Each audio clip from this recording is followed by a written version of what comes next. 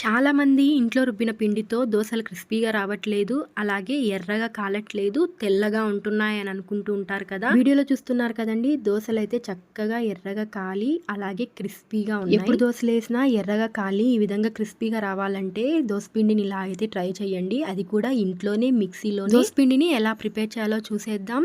ఎవరు స్కిప్ చేయకుండా చివరి వరకు చూడండి. ముందుగా అందరికీ నమస్తే, welcome to Mahi's kitchen and blogs.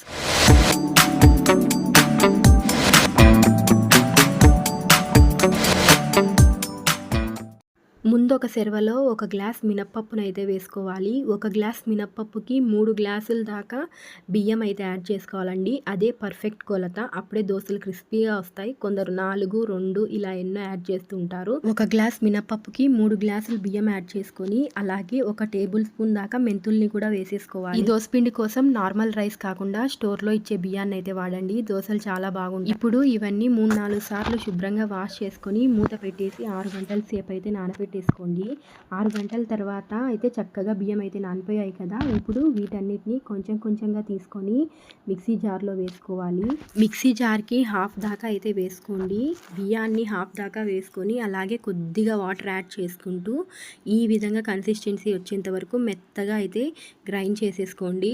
నేను తీసుకున్న బియ్యానికి అలాగే మినప్పప్పుకి నేను 4 టైమ్స్ అయితే మిక్సీ జార్లో వేసి గ్రైండ్ చేశాను. మొత్తం అంతా మిక్సీ పట్టుకున్న తర్వాత ఈ విధంగా అంతా ఒక కంటైనర్లోకి అయితే తీసుకొని మూత పెట్టేసి ఓవర్ నైట్ అలాగే వదిలేసేయండి. పొద్దున్నే లేచిన తర్వాత మూత తీసి చూడండి, పిండి అయితే చక్కగా పులిసిపోయి ఉంటుంది, ఫర్మెంటేషన్ అయి ఉంటుంది. ఈ టిఫిన్లో పిండి చూసారా, రాత్రి మనం మిక్సీ పట్టినప్పుడు అడుక్కునింది, ఇప్పుడైతే టిఫిన్ సగానికి అయితే వచ్చింది.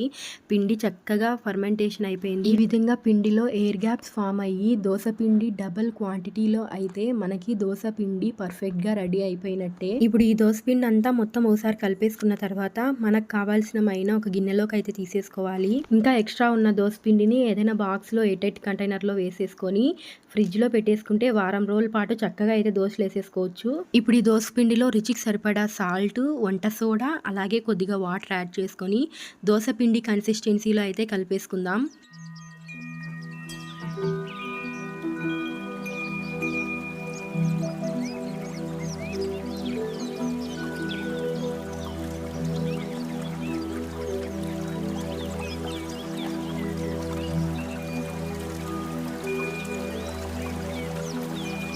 ఇదిగోండి దోసపిండి చూసారా, ఈ విధంగా ఎక్కువ పల్చగా కాకుండా అలా అని ఎక్కువ తిక్క కాకుండా ఈ కన్సిస్టెన్సీలో ఉంటే దోసలు పర్ఫెక్ట్గా వస్తాయి. ఇప్పుడు స్టవ్ ఆన్ చేసి దోసపెనం పెట్టుకొని హీట్ అయితే చేసుకుందాం.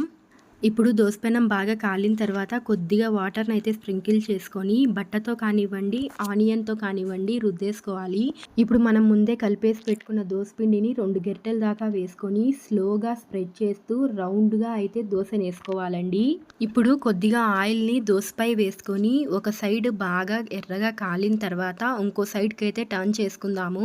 టర్న్ చేసుకున్న తర్వాత ఇంకో సైడ్ కూడా కొద్దిగా ఆయిల్ని యాడ్ చేసుకోవచ్చు, లేదు అనుకున్న వాళ్ళు స్కిప్ చేయండి. దోశ చక్కగా 2 సైడ్లు ఎర్రగా కాల్చుకున్న తర్వాత మనం ఇంట్లో చేసుకున్న చట్నీని పట్టి చేసుకోవచ్చు, లేదంటే అలా అయినా క్రిస్పీగా తినేయచ్చండి. మా ఇంట్లో అయితే ఇవాళ పల్లి చట్నీ చేశాను, సో నేనైతే పల్లి చట్నీ అయితే పట్టి చేశాను దోశ పైన. చూసారా ఎంత క్రిస్పీగా అయితే వచ్చేసిందో దోశ.